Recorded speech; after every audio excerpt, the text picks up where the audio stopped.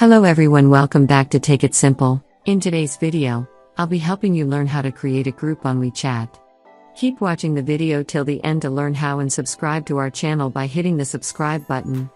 Don't forget to press the bell icon so that you'll never miss another update from us.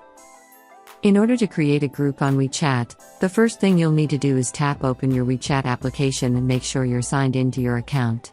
Now, in order to create a group from the chat screen, tap on the plus button in the upper right corner of the screen.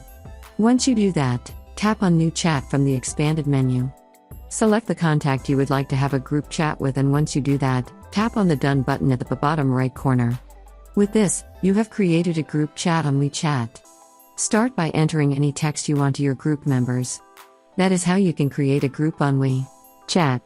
I hope you found the video useful. If you did, go ahead and give it a thumbs up. Feel free to comment down below in the comment box if you have a question or feedback.